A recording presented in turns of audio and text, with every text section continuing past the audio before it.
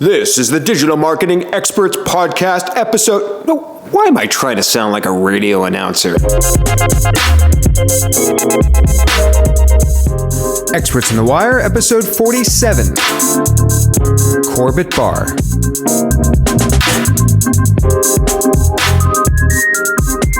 I got people emailing me at Think Traffic saying, when are you going to write about building traffic?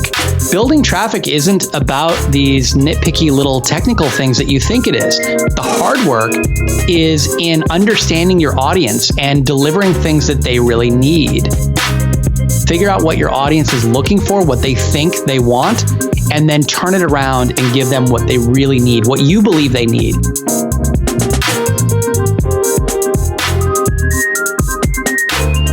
Hey everyone, welcome to episode 47 of Experts on the Wire. I was introduced to my guest today, Corbett Barr, by Jonathan Butt. I was on Jonathan's podcast, Marketing for Owners. I'll put in the show notes. I was introduced to Corbett as somebody that would make a fantastic guest on this show, and that is so true. I just went back and listened to the entire interview, and Corbett really gets me thinking differently and creatively about marketing, about content, about business, and there's some really great actionable stuff in here. I think you will love it.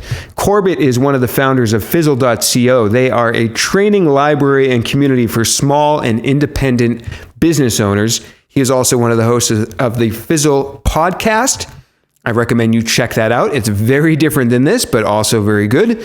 And we talk about a lot of great stuff. We talk about why he thinks that you should actually forget about influencers, like connecting with them and trying to get them to share your stuff and everything, and what you should focus on instead. And actually, this is one of those things that's gotten me to change my mindset about networking and marketing just in the last week. We talk about the importance of content frameworks versus topics and why you should really focus on getting the right people on your email list and how to do that. We talk a lot about how to stand out, especially in a noisy world, how to stand out in blogging, podcasting, content creation. There's so much good stuff in here, so definitely listen through. I want to give a shout out to Austin Bay, who just tweeted at me. He listed Experts on the Wire as his number one favorite SEO podcast. I will link to that article and list in the show notes. Austin, thank you so much. I'm very humbled. You can, of course, go to evolvingseo.com/wire, where you can sign up on the email list and get all the links, resources, show notes directly in your inbox with each new episode. You can reply to me, and I will probably reply back to you. Although, as the email volume piles up, that might get difficult, but it's been going well so far. I've replied to every single person that's written back to me. So with that, let's get into episode 47 of Experts in the Wire with Corbett Barr. Corbett, how are you? Hey, fantastic, Dan. Thanks for having me. Yeah, Jonathan Butt, I think, introduced us. I was a guest on his show, and I think you were a guest on his show a while back. That's right. I was. It's fun, these little podcast intros that happen. Yeah, exactly. So you're a blogger, a podcaster. You kind of educate people about marketing and business, but give us your quick 60-second spiel about your background. Put things into context for us. That's okay. So let's see. Let's start with after college, I didn't exactly know what I wanted to do, but I had this vague idea that I wanted to be in business. I didn't exactly know what that meant. So I ended up becoming a consultant, one of these people that travels around the country working for Fortune 500 companies as part of a bigger agency. And at some point, I just kind of looked around and thought, my lifestyle sucks. I have to travel every week. I'm working for these big, huge organizations with like 100,000 people that are building a product that I don't really care about. And I'm just, one small cog in this overall huge machine. And at the same time, I always had this kind of itch that I never had the guts to scratch, which was I wondered if I had what it took to be an entrepreneur. This was just something that I guess, from a young age was kind of instilled in me, that being an entrepreneur was like the pinnacle of, being self-sufficient. I think I grew up you might be leaning to this, but how did you know what an entrepreneur was? I remember first sort of consciously discovering that word when I was like 21. Like I was old. I was sitting in a car mechanics and he had a copy of Entrepreneur magazine. How did you know what that was? What was your exposure to that? Yeah. So my initial exposure, like as a kid, was just small business owners around town, like people that my parents worked for or whatever. That was my only understanding. And I knew that they had, some freedom and flexibility. I knew that they seemed to earn more, and that they were running the show. I also saw that they had some more stress, but I think that was my first exposure to it. Because I grew up in a, working class household. My parents worked really hard and I just saw how much they struggled. And I think I wanted to, I wanted something more for my life. As I got older, of course, and started working, this was around the time the first internet bubble happened. And so I saw all of that and read a lot of stories about that. And so my view of entrepreneurship changed a little bit. So anyway, in 2005 or so, my wife and I moved to San Francisco for her to go to grad school. And I was unhappy with my consulting gig. I ran into a former colleague, and he was working on a couple of new ideas for a startup. And we started talking about it, and it turned out he was looking for a co-founder. And so I joined him on that. And we worked on that for a few years. I learned a ton. We raised venture capital. We built an office and had 10 employees and built some software. Ultimately, it didn't go anywhere. In fact, it was kind of a big crash and burn story in 2008 when the financial world collapsed. We needed to raise more money and just we're in an awful position to do so. So I was forced with a really hard decision about moving on from that. And so that's when my wife and I hit the reset button. And I realized that I had never really taken time to think about what I wanted my work to look like. I just kind of jumped from one opportunity to another. And even though I had become an entrepreneur, I was the kind of entrepreneur that was slaving away 70 hours a week, sometimes, spending almost an entire night at the office. My co-founder occasionally would sleep at the office. I had employees, investors, a board of directors, and just all this pressure. And it made me realize that, I think how you build a business matters almost as much as what you build.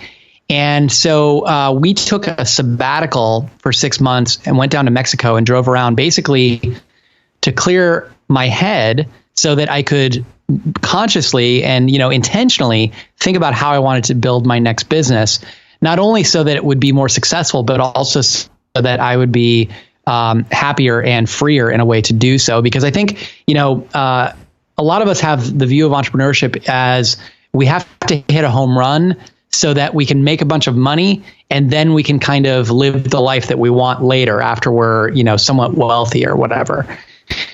But on that trip in Mexico, we met a bunch of people who had ways to live in a foreign country for many months every year. And this just kind of rocked my foundation of what life could be. These were people who were living as if they were rich, as if they had already hit the home run. But they just chose to figure out ways to make their careers work around their lives instead of the other way around. And that sent me on a whole different tangent that's led me to where I am now. Sure. Yeah. One thing I wanted to ask about, I listened to a bit of your background in the Mixergy interview with Andrew Warner, and he's such a great interviewer. I learned so much by watching him. But it sounds like a lot of this decision process to not go back and do another startup, to actually take the sabbatical, to take a different path, those decisions were made as a unit between yourself and your wife, right? A lot of times when you think of the person that's going to be a startup founder, it's almost like this single guy or gal, they work 24 hours a day and they're not in that sort of married or maybe somewhat settled down lifestyle. So how much of this for you really, how much of being married and how much of these decisions were made with your wife? How much did that play a role in this process? Yeah, a ton. I mean, it is tremendously important for me to make sure that we're both on board. My wife is an artist, a painter, and her career has not been easy by any stretch. It's in a lot of ways harder than mine has been. And at the time, she was going through grad school as I was building a company. So we had to decide at some point that here she was, going to school, not working, spending, our hard-earned savings, and then I had to decide to do the same thing at the same time. And there was a lot of stress involved in that first startup, just realizing that we didn't have any income coming in, and how long were we going to have to live off of savings before I started earning something again. And it ended up taking a long time. And so here we were at the end of that startup, trying to decide what to do next. And of course, it was crossing my mind that, well, I should just go get a job or do the responsible thing. But at the same time, there's something about entrepreneurship where, you get knocked off the entrepreneurship horse and you just want to get right back on again because you got a little taste of what it could be, a little taste of the autonomy and the freedom and just the magic that happens when you build a successful business. And for me, I knew I wasn't going to be happy going back to another job. And I knew that my mental state, my emotional state was a little clouded at that point because a failure is a really heavy thing. And I think it was really smart to take that sabbatical to distance myself from it and give me time to consider what I wanted to do next. Yeah, it's a great story. And I want to circle back a little bit to the story and the entrepreneur part towards the end. I want to shift a little bit now to content and content marketing. You very much first built your popularity with a site called thinktraffic.net, which I actually heard you on SPI, Smart Passive Income, episode 8, I believe, like when it was published. Pat's podcast was one of the first I ever listened to. And then you were like episode 14 on Entrepreneur on Fire, which he's now up to, I don't know, 1,000. Is he up to 1,000 episodes yet? Yeah, I believe so. But I can't believe you were such early guests on that, and on those shows. And I do want to ask you about that in a moment. But let's circle to content. A lot of listeners here are doing some form of marketing. They want to learn about how they can utilize content to improve their marketing. So the first thing I wanted to ask you about is you talked a lot about standing out in your content marketing, whether it's blogging or podcasting. You even wrote an article on LinkedIn, which I'll put in the show notes. The first tip you give is to be remarkable. Can you just speak to that a little bit? What's the importance of being remarkable in standing out in your content marketing? Yeah, and I think it's even more important now than whenever I wrote that, probably a couple of years ago, because the fact is there are hundreds of millions of blogs in existence, hundreds of millions. And, there aren't that many podcasts, but there are millions of podcasts in existence. And, all of these forms of content, these forms of media become popular when people start to learn that they can be really effective forms of marketing and audience building platforms. And so, podcasting, I suppose 5 years ago, you didn't have to be necessarily that remarkable because there weren't that many podcasts if you went to the business directory or whatever. And now, there are dozens of new podcasts launched every day. And so in order to stand out, you have to realize that your listeners have choice. They already know about a lot of other podcasts. They're already fans of Entrepreneur on Fire or Smart Passive Income, or maybe they listen to Radio Lab or This American Life or whatever. And these are tremendous shows. And the reality is you have to compete with those in some way. It doesn't mean that you can or should try to compete on quality alone. You're not going to be capable of doing that in the very beginning. So you have to be remarkable in some way. You have to differentiate yourself. You have to have some form of uniqueness in order to stand out and get some traction. Now, that uniqueness could be something as simple as a novelty. It could be that you're the first business podcast focused on Worcester, Massachusetts or something, and maybe there are enough people in that area who want to hear business from, somebody's point of view that they feel like they know. That could be enough to get you started. I'm not saying that's necessarily a good example, but another example in the blogging space that we use all the time is a friend of ours named Steve Cam, who runs a site called Nerd Fitness. There are so many fitness blogs out there, so many great fitness blogs out there. And Steve had the forethought to combine his self-identification of being a nerd along with fitness, because he felt like there are people out there who are being underserved by the rest of the fitness publications because they feel nerdy. And they want to hear what it's like to get fit, from that perspective. And that's worked out tremendously for him. So, being remarkable doesn't necessarily mean being better, especially in the beginning. In the beginning, you have to just come up with a way to stand out that is objective, something you can say to people, hey, I run a fitness blog for nerds. Wow, that is remarkable. That is something I can talk about, Yeah, one tip you gave, I think it might have been on Mixergy, one of the interviews I listened to, you said to let your audience actually help you figure out where you're headed rather than you trying to guess or maybe pontificate about that. Can you expand on that idea a little bit? And this might tap into being remarkable, like how can you listen to an audience to help them figure out where you're going?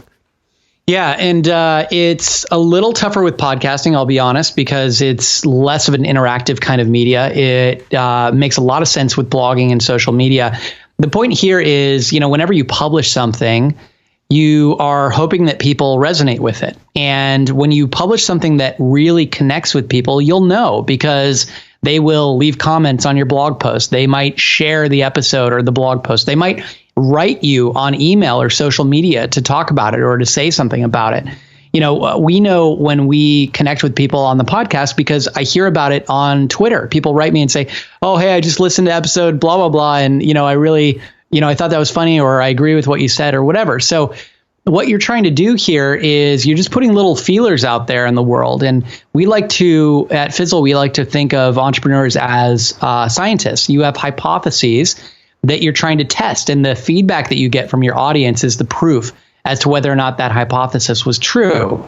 So, you might have a hypothesis that there's this group of people out in the world who are struggling with X, Y, and Z. And if I write something about, this particular idea I have, they'll connect with that because it helps them see their problem in a different way. So you publish the episode or you publish the blog post and you try to see if people connect with it in the way that you thought they would.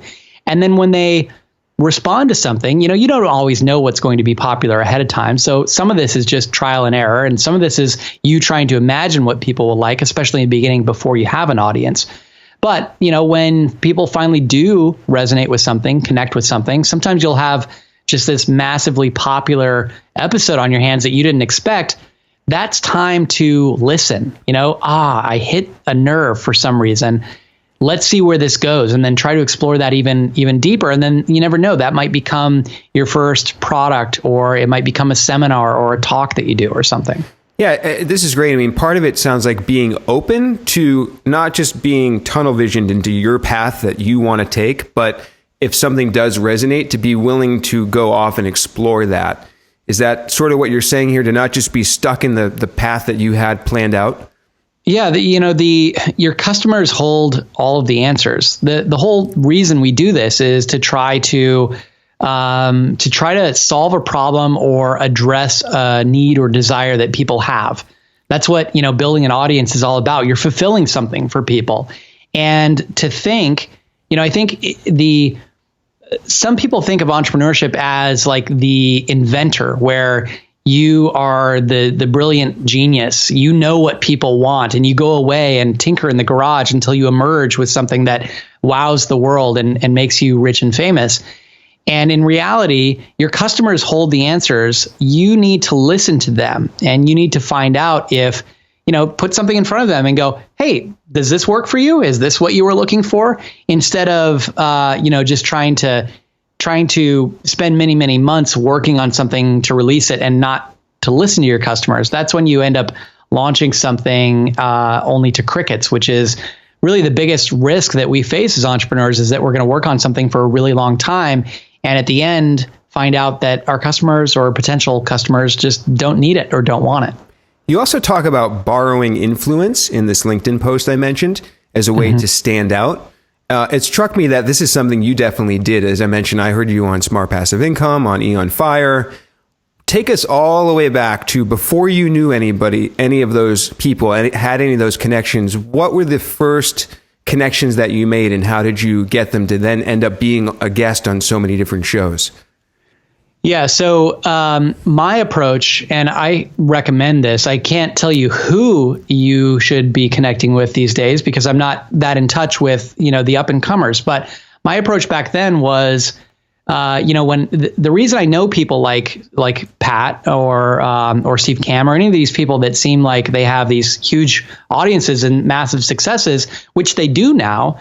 At the time, though, in 2009, 2010, when I was getting started, they were getting started as well. And so the question was, and the question for you now is, if you look around at people who are just starting out, maybe in the new and noteworthy list in iTunes, or maybe you've subscribed to a bunch of different blogs in your space. The question is, who is up and coming and seems like they have real potential? You can tell sometimes when somebody has staying power. And it's not as if you have to, pick these people 100% of the time. You can, connect with 10 people in your space, and hopefully one of them. I mean, there are so many people that I connected with who aren't around anymore. And that's fine as well. You learn something from all of those interactions. But if you connect with a bunch of people and you focus on people who are getting started kind of in the same boat as you, but who seem to have their stuff together, who seem to know what they're doing and just have something special about them, connect with those people and nurture those relationships. And a year from now, some of those will really start to grow. And some of those people will start to become really popular. And that's how you end up on, episode 8 of some really popular podcast 5 years from now. Yeah, it's a very interesting point. A lot of people try to shoot high for the big influencers, I think. But what you're saying is actually the person sitting next to you could be the influencer in 4 years, 5 years. Yeah, look for the A-listers in the rough, and just try to tune your skills. Everyone is trying to reach out to the actual A-listers. And I can tell you, you might make some progress once in a while with them. It's possible. But it's also a frustrating road. And you have to know that those people are being approached dozens of times every day with requests for this and that. So, and I think the relationships that you have with any established A-lister are just going to be surface because they're so busy and things are just so different for them. Whereas if you get to know some people who are going to be popular, then you might, form a mastermind group with them where you meet every week, and you might learn a lot from those relationships, and they might pay off in ways that a surface relationship with someone who's really popular never could. Absolutely agree. I want to dig a little into the actual tangible, your content. So I went back into archive.org and looked at some of the old Think Traffic content. Cool. There's one I pulled up that's titled, "It's Best to Start Building Website Traffic on a Monday." And I bring this up for two reasons. One is just to highlight, and I'll link to the archive.org in the show notes so people can check out, this is when you were first building thinktraffic.net. But this title and this content really grabbed me because you seem to do a really great job at kind of grabbing the reader's attention with the title, kind of teasing them a little with the opening couple paragraphs, opening couple sentences. And I was hoping you could speak a little bit to maybe that aspect of your writing. It seems to be a really good asset. So the point of this post is you're telling people to build website traffic on a Monday, but you're not talking literally about a Monday. It's more of a figurative thing, and we get that revealed to us through the article. So what was the mindset there? What's your process when you're thinking about how to attract and grab attention like that? There's a difference between what people want and what they need. And your job as an entrepreneur, your job as a content producer sometimes is to offer them what they want, but then give them what they really need. And what I mean by that is, people are looking for things. They believe that there is a particular solution to their problems out there, and they're looking for that. And sometimes they're wrong about that. Sometimes they've been sold a bill of goods that isn't going to fix their problems. But they're popular ideas for some reason. And so when I started that site Think Traffic, we talked about differentiation and standing out earlier. The way that I stood out with Think Traffic was to recognize that there were a whole lot of sites out there that were really focused on these geeky technical aspects of analytics and SEO and a bunch of minutia that people like to get wrapped up in. And what I recognized was that the sites that were really popular weren't the ones that were the best at SEO. They weren't the ones that were best at navigating their analytics and figuring out the best day of the week to publish an article on. They were sites that had somehow figured out ways to really connect with an audience in a substantial way. And so my point of differentiation was always to hammer that home. One of my most popular articles, one of my most connecting articles was one called Write Epic Shit. And the idea here was that I got people emailing me at Think Traffic saying, when are you going to write about building traffic? And the whole time I felt like I was writing about that. And so I had to put a stake in the ground and say, building traffic isn't about these nitpicky little technical things that you think it is. those are time wasters for people who don't want to admit to themselves that the hard work is in understanding your audience and delivering things that they really need. And so the whole idea here was to write something that has the potential to wow your audience, to connect with them at a deeper level, to potentially change people's lives, instead of constantly cranking out these salacious or clickbaity kind of headlines like it's best to start building traffic on a Monday. There are people out there back then who were looking like, what's the best day of the week to build traffic? And the point was, there is no right day. I use that more as a metaphor, I think. And that's a device that can still work well in writing, no matter what you're talking about. Figure out what your audience is looking for, what they think they want, and then turn it around and give them what they really need, what you believe they need. And that's a great way to curry influence and get people to trust you, because you're saying something that goes against what they've heard elsewhere. And so they listen to that. Yeah, it's almost like so I have an SEO company, we provide SEO services. In doing that, it's almost like you can spin that around and use it to your advantage, because all the time people come in the door and how can we improve our rankings and get links and all this? And it's almost like a gift to be able to have that, to turn it around and say, no, you actually want to make money. You don't just want links and rankings. So I totally like that approach. And then one other old article on Think Traffic I want to highlight, really for the title, it's great. It says, the simple technique that will make everything you write online more popular, with everything italicized. And I'll link to it. So I wanted to highlight that. That's such a great title. But also in an interview you gave, you talked about good writing is not the same as good marketing writing and good business writing. So can you explain the difference here a little bit? And I think this post and title really touches upon that too. Yeah, so I think that that post was really about scannability in your writing, and how writing for the web is different than writing a novel, for example. And this is basic kind of writing for online purposes.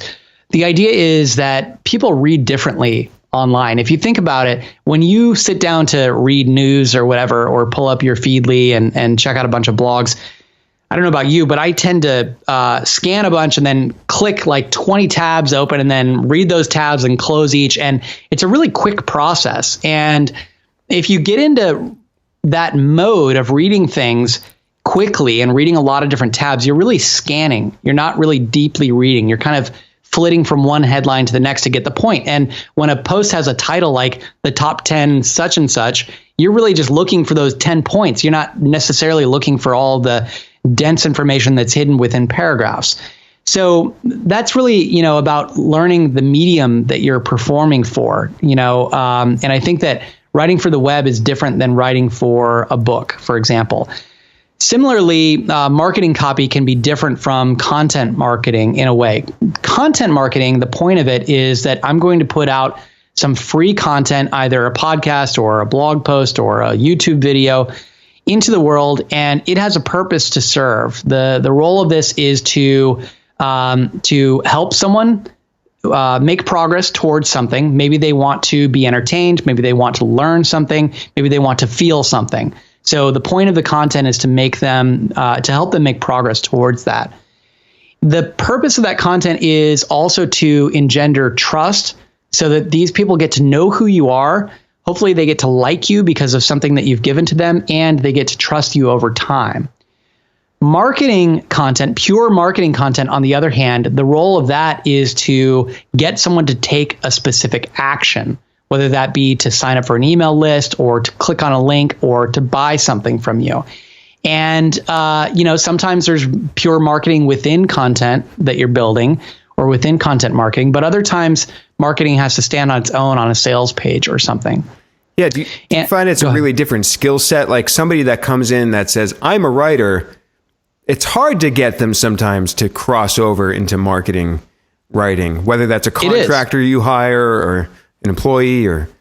It is, absolutely. Sometimes it's hard to get someone who thinks they're a good writer to cross over first into the content-driven world, because they're writing, as if they're on chapter 3 of a novel, and you have to realize that you don't have people's attention in that way.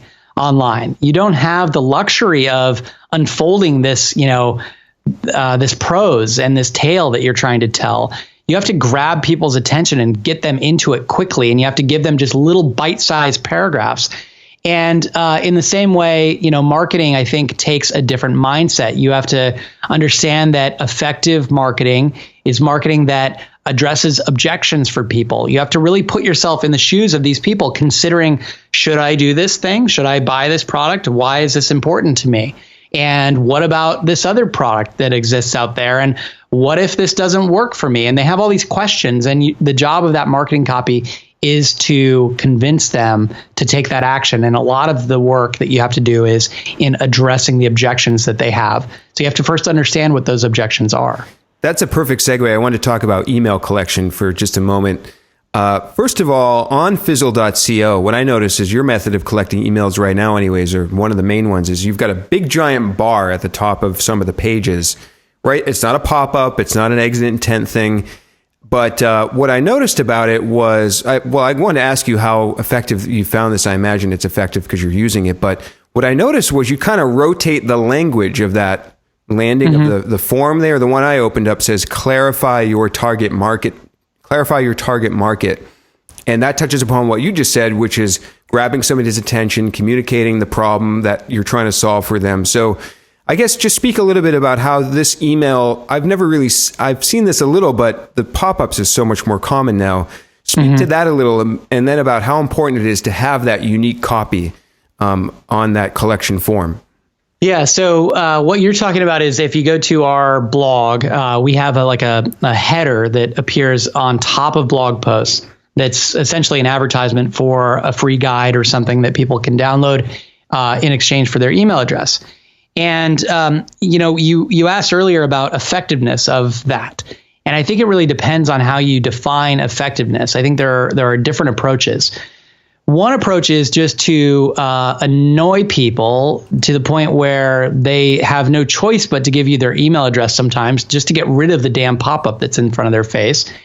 And that may be effective at driving a lot of email addresses, but it's not necessarily effective at getting the right people on your email list. And it's not necessarily effective at starting the relationship off on the right foot so that these people trust you.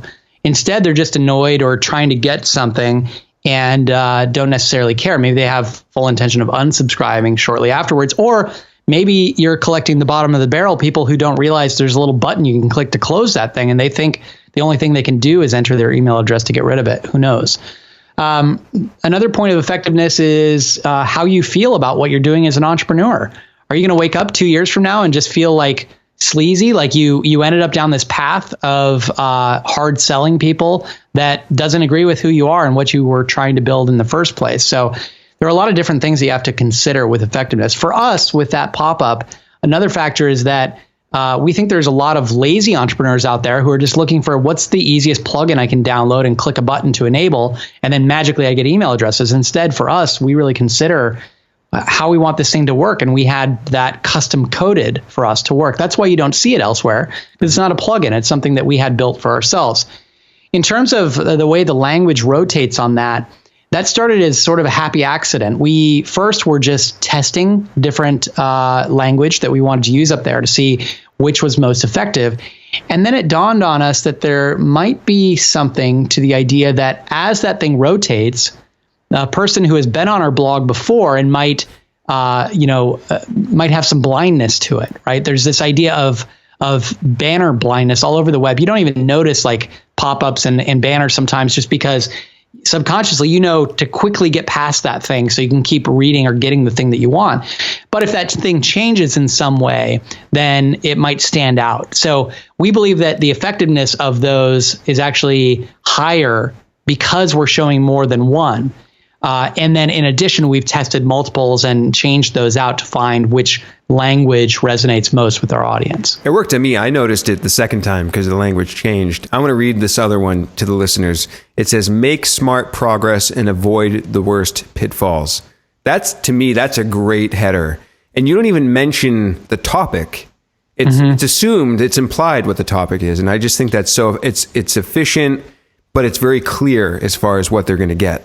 Yeah, we know for the most part that people coming to our site are already in the context of entrepreneurship, because that's why they clicked through to an article, because that's what we talk about. Occasionally they aren't, but in that case, we don't care to explain the topic to them because we don't need those people on our list. And then I'll just point out one other nifty feature that we're proud of on that is that whole banner pop-up thing, the header there will disappear if you subscribe to the email list. We set a cookie and then don't show that to people who are already on the list. So we don't need to annoy those people with that thing anymore. Yeah, that's good, because sometimes you sign up for the thing, but then you keep getting the pop-up or whatever, and it's annoying. So that's all great stuff. I want to shift a little to kind of teaching courses.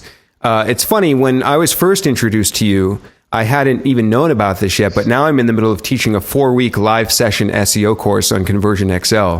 So cool. This course teaching thing has kind of piqued my interest. One thing that you mentioned that we're getting in the feedback a little, and I was hoping you could speak to, is teaching a framework versus just information. And so talk about that a little bit. Yeah, this is, it's funny. We were just on a call yesterday and we got into presenting a couple of different topics to an audience. And I realized that I had a framework for each of the topics that I wanted to teach. Because it's a favorite device of ours, and it's something that has served me really well with various courses that I've created. A framework is just simply a way to consider the complexity of a topic or the breadth of a topic that you want to teach in sort of a modular format where you can probably create an image or something to describe it. So let's say there's a course that you want to teach and it's going to be spread over 10 chapters. You could just expect the user or the student to come in and start on chapter 1 and learn all of that and then move on to chapter 2. But sometimes a student gets into the first chapter or the second chapter and they start wondering to themselves, like, where is this going? And is this going to be worth it? Like, is there a payoff to this that is going to be worth the several hours that I have to put into this? So you can short circuit all of that and you can give people context, a map, if you will, at the beginning and throughout by taking those 10 chapters and trying to distill each of them to their essential component, their essential concept, and then arranging those concepts into an image or a map of sorts where you say, so for example, we have a course called Start a Blog That Matters that's spread over 15 different lessons that have videos and associated workbooks and things. We distilled that down to a 1-pager that we show people at the beginning, which is our framework for starting a blog that matters. And it shows them the steps that they're going to go through and just gives them more confidence that completing the course is going to be worth it. And then it gives us a common language to talk from, to say, oh, in this phase or this stage of this framework, here's what you were working on. And that's how this ties into what you're working on now. So just keeping that big picture context, I think, in mind is a helpful way for you to teach and for your students to understand where you're headed. Yeah, absolutely. Isn't this something we can apply to content as well, just to general content marketing? Absolutely. So, your site, whatever it's about, if it's about SEO, for example, maybe you have an overall philosophy of what SEO is. Maybe there are different components that you believe are important to SEO. You could lay those out in a framework, and just because you put something in a framework doesn't mean that, I only have 6 things to talk about because that's all that are on the framework. Really, ideally, what should happen is each of those 6 things on your framework should then be able to be broken down into 6 more each. And then each of those should have 6 more things. And so you multiply it all out and you really have a couple hundred things to talk about. And you'll find that on a blog or a podcast, the more important topics are worth covering multiple times usually. So you'll have plenty to talk about, even though your framework looks really simple. It's a great way for you to remember that, I shouldn't just be talking about, on-site optimization all the time. I should also be talking about how important it is to get links from other authority sites. And maybe those are 2 different boxes on your framework. And it just helps you to remember that, there's a diversity of things that you need to cover. Yeah, great. One little tie-in I want to give for some of the listeners who might be in different industries. You can apply this to your situation, even if you're B2B, industrial company, an e-commerce company. You can still, as you're saying, explain the process of something in a visual format. Do you find that as well? This can apply to other industries and areas? Absolutely. And I think it can also apply to things that seem a little simple as well. This being able to summarize things is a skill. I'm not going to say that it's easy necessarily. It might take you a while, especially in the beginning, if you're just jumping into a new topic and you're trying to sort out what it means to you. If you just decide that, hey, I have a real interest in design, and you jump in and you decide you're going to be a web designer and you're going to talk about that on your blog. In the beginning, you're just kind of grasping and trying to figure out what this means to you. If you do the hard work of trying to distill down what is design, what's the essence of design, what are the important aspects of it, then you will wow your audience. You'll give them a great idea of where your site is headed, and it'll feel less like you're grasping at random ideas and more like you have a big picture for what this thing means. Even though, it may seem like overkill to do that for certain topics, it can still be really useful. It's funny, we were talking about being remarkable and standing out. And I'm looking across my room at my bookshelf. Have you seen Dory Clark's book, Stand Out? I've not yet, no. Yeah, I believe there's 5 main things she gives that you can do to stand out. And one of them is to be able to develop a framework. So it's kind of interesting how that can actually be an ingredient to come back and help you stand out. It really can. And it's been a great sales tool for courses, for individual courses. I sold a course for a long time called Traffic School, which was just about how to grow an audience online. And we had something we called the Thriving Audience Framework that we used for that. And that was the majority of the sales video. Honestly, we would walk through that framework and explain it to people. And it just helps people to grasp it right away. Yeah, absolutely. So one last quick thing about courses and coaching. So they always say if you want to get better at something, to teach. And I absolutely think that's one benefit. But another that you mentioned that I'm sort of realizing now myself is that it's also research. You said that when you're coaching or teaching people, you're learning more about the things that are problems or concerns for them. So can you speak to that a little bit as well, and the benefits of, even if you're not officially a coach or a teacher, maybe why you should consider doing that? Yeah. So we usually recommend, there's this big question in entrepreneurship, which is, it's sort of a chicken and the egg question. Does the product come first, or do the customers come first, or the audience come first? And, you can make an argument either way. You can argue that, well, I should create the product first so that I have something to sell when I go out and find the audience, or you can make the case for building an audience. And the crux of the argument for building an audience before you start building a product, to me, is that these interactions that you have with the audience will inform you as to what you should be building as a product. And teaching, you can consider teaching as, having to build a full course or to give a session or a seminar or something like that. But also, content marketing in general is often teaching in little bite-sized pieces. And that interaction that we talked about earlier, the feedback that you get from your audience, is so incredibly important because it gives you little clues as to what you might be able to build as a product. We also talk a lot about how creating a services-based business first is often a good way to really roll up your sleeves and get to work with someone one-on-one, so that you can see if your methods, the things that you believe will help these people, actually do help them. And once you've refined that, then it's time to turn that into a product that, maybe a course or a piece of software or something that can serve a broader audience, because you can be confident in knowing that it's actually going to help people. So teaching is as much about teaching yourself, learning yourself, as it is about teaching your audience. Yeah, it's like there's this really nice synergy between the kind of the live interaction with your students, and then going back and creating material. And like you said, even just learning more for yourself what that topic is about. So absolutely. Yeah, I love that. So I want to shift a little to podcasting and the Fizzle podcast. So you talk about, I want to mention the Fizzle show. It really feels like a legit radio show to me. Like I've tuned into a talk show on an actual radio station. So cool. Was that intentional? Did you aim to say, we don't want this to just sound like another podcast where we're on our earbuds and we fired up Skype and we want it to sound like a real radio show? Was that the intention? It was, so we talk about differentiation a lot here, right? And that guides a lot of our decisions. At the time we launched the Fizzle show, which I guess is over 3 years now, I think we're up to episode 190 something now. And we do it weekly, and we've done it weekly. We haven't missed a week. At the time we launched, the popularity in podcasts was really around shows that did long form interviews. And I'm not going to say there's anything wrong with that because obviously I listen to a lot of them. This is one. Yeah. We love interview shows, but there were just a lot of them. And we thought it could be a way for us to stand out by creating a show that had more of a common thread and more of a point of view of the hosts as opposed to exposing the points of view of our guests all the time. And so on the Fizzle show, we purposefully don't have guests. And that was really a point of differentiation. It was also a way for us to build in some energy and enthusiasm for us, because a lot of the work of doing a podcast is just showing up every week, and doing one on your own is pretty tough.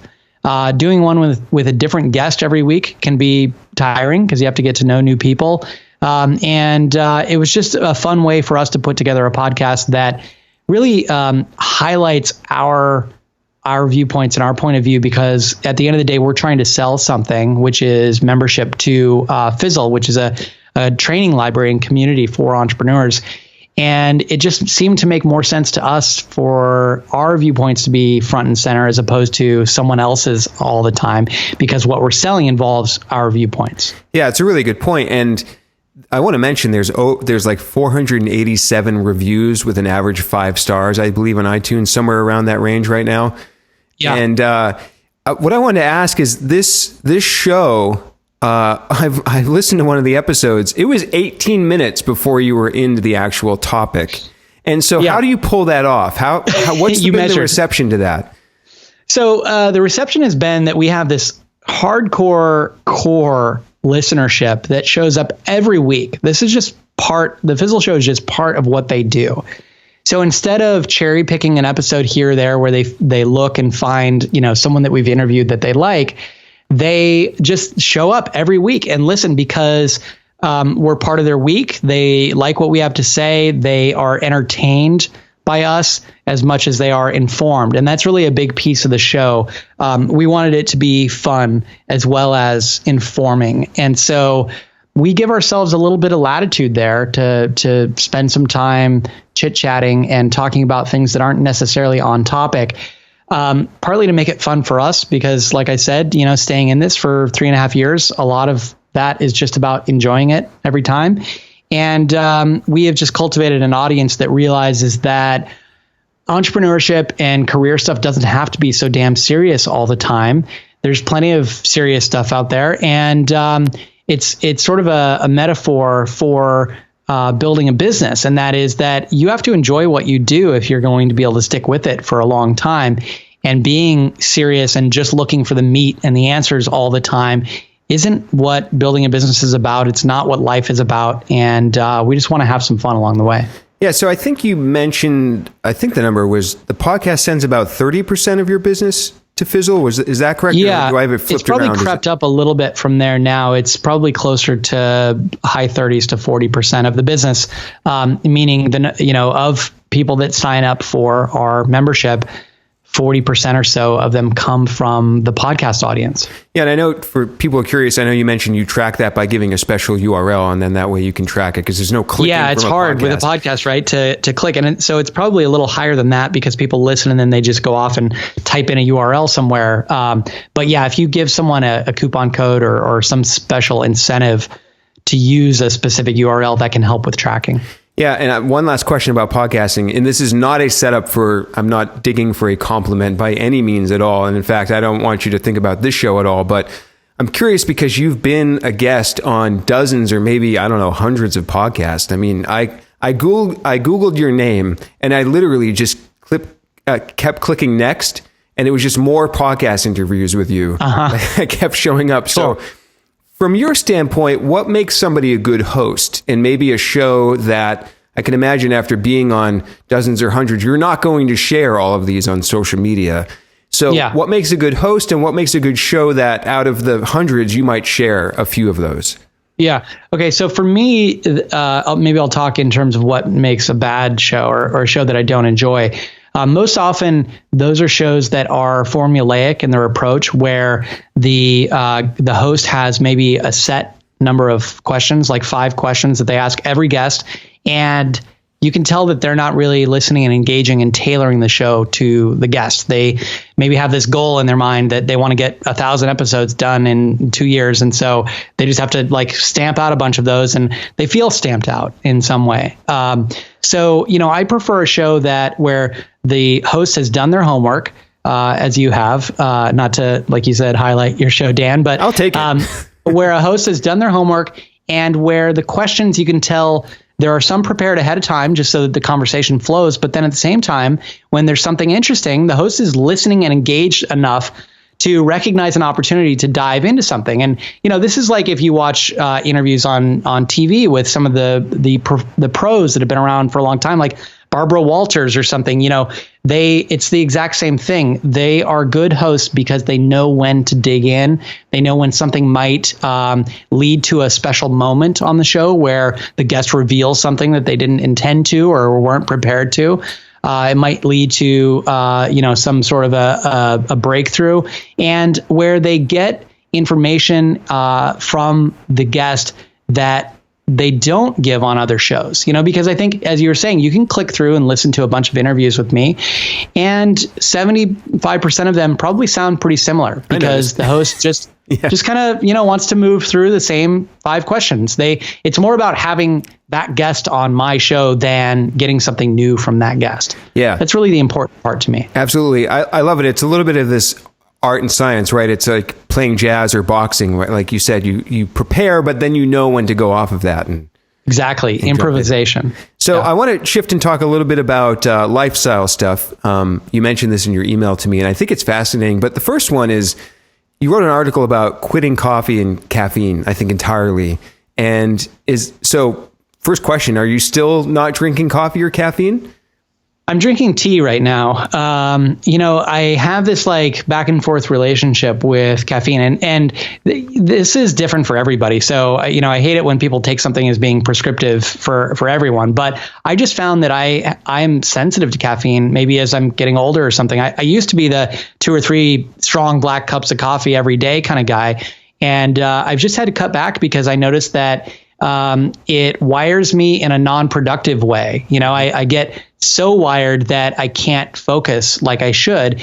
And getting off of caffeine is a pain in the ass for me. It's like a 2 or 3 week long ordeal where I just feel horrible. Mm-hmm. But afterwards, once I've cut back, then I find that I'm better off, without it in a lot of ways. And then, now I find optimal for me is a cup or 2 of light green tea, which just gives me that, warm beverage to look forward to, maybe a little bit of caffeine, but, not so much that I'm jittery and useless. It's so funny. I have almost the exact experience. And I know everyone's experience with caffeine is a little bit different. This is now a month and 2 or 3 days off of coffee again. But I have that off and on relationship with it as well. I'm either like drinking 3 cups a day. I've got my espresso. I've got my, dark roast or strong cup, or I'm nothing. And when I quit, it's cold turkey completely. Yeah. You have to, right? Yeah. It can be a couple of days of headaches and whatnot, but it's great, I think the message is for anyone to recognize what works for them and what doesn't, and listen to how you feel, because I totally can resonate with that. Like when I was drinking coffee all of the time, I would just feel anxious and not productive. Yeah. And just try something different. If you've just assumed that I drink coffee every day and you've done it for 5-10 years, something like that, just try something different for a little bit and see how it feels. Have you tried yerba mate? I've got some cold yerba mate here. I have. It's a little strong for me, to be honest, really? On the caffeine side. Yeah. Oh, wow. Yeah. I'm that sensitive these days. So, And I think that happens sometimes to people over time. Yeah, absolutely. So about the lifestyle thing, you mentioned that you live in Mexico in the winters, and this was fascinating to me. Really from sort of a tool system logistics side of things in terms of your business. So how do you, from a high level, how do you manage that? Like, how do you record podcasts? Are the other 3 people in Mexico with you, or how does that all work logistic wise? So in Mexico, my wife and I live there for 3 months every year. We've done that for like 9 years now, 8 years, something like that. And she and I go down there in January, and we come back to Portland or wherever, San Francisco, wherever we're living, towards the end of March, early April. And while we're down there, I work, pretty much like I do here. I bring my podcast set up. I have a decent but not great internet connection down there, which can be frustrating at times, but it's enough to work. And basically, I just have a different office, a different home for a few months every year. My schedule is a little different because I go surfing in the mornings a lot of times. But we're able to do that. And then, the people that I work with on my team, sometimes they come down and visit for a couple of weeks. Sometimes my business partner, Chase, is down there for 3 weeks or so. And that's fun. We can get different kinds of work done down there. But I've just, decided that that's an important thing in my life and that I want to make it possible, and to, again, make my career work around my life to some degree, because I'm not getting younger. It's not like, I'm going to regret spending this time, down there, even if it is a constraint on my business. I think that constraints sometimes can be a positive thing. Yeah. So this might go back to Fizzle really sounding like a radio show. It sounds like you're all in a room together, like in a legit studio, but you're not normally, even when you're in the States. Are you all remote recording that? No, usually if we're in the States, so it depends on when you're listening, because the first 2 years of the show, I was living in San Francisco. Okay. And so we were remote. Although Chase was living down there for a little while. So, some episodes we are in the same room, and lately I'd say 70% of the episodes were in the same room. Two of us, not everybody. Oftentimes, or all the time, pretty much, Steph is based in Chicago, and we just make it work. We do a really good job of syncing it up. We do a good job of, working the audio so that it sounds as good as it can. And I'm glad to hear that it's hard to notice. Yeah, it really sounds great. So last question before you go, I want to give you a chance to just give your little pitch on Fizzle. So for any of the listeners, maybe there'll be a good match to go check out what you have to offer, sign up on your list and whatnot. So give us a little pitch on an explanation on Fizzle. Cool. Fizzle is a training library and community for people who are building small independent businesses. We have over 40 courses in the library. We've talked about some of them, like Start a Blog That Matters. We have courses by special guest instructors. We talked about Pat Flynn. He teaches a course on affiliate marketing for us. We talked about John Lee Dumas. He teaches a course on podcasting for us. So we have this breadth of courses, and they're video-based training with frameworks and worksheets and things that you need to accomplish along the way. We also have a backbone to the curriculum, something we call the Fizzle Roadmap, which is meant to be a step-by-step approach for building a business. It walks you through from the beginning stages. How do I pick a business idea, to how do I understand my audience? How do I talk with potential customers? How do I build my initial website? How do I grow an audience around podcasting or blogging or social media? How do I build my first product? How do I sell my first product? All of these things in sequence. It walks you through them. The cool thing about Fizzle is it's also a community of a couple thousand people who are in the same boat trying to do the same thing, that you can connect with and learn from and sometimes work with on projects. We also have weekly coaching calls that people can attend that are part of the membership.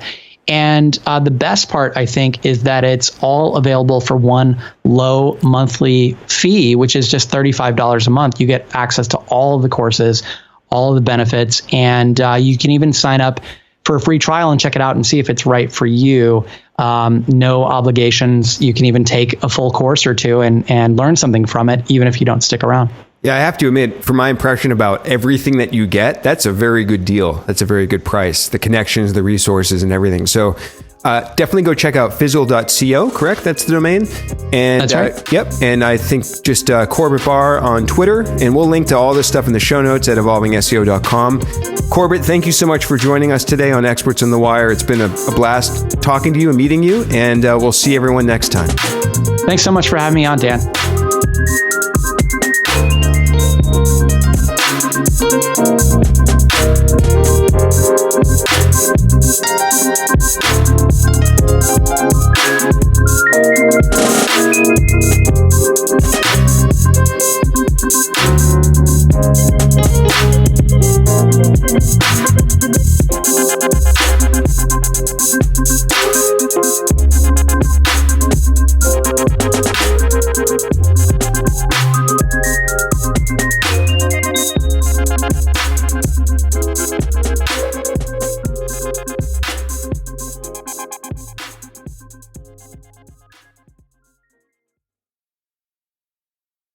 So you're not down in Mexico yet?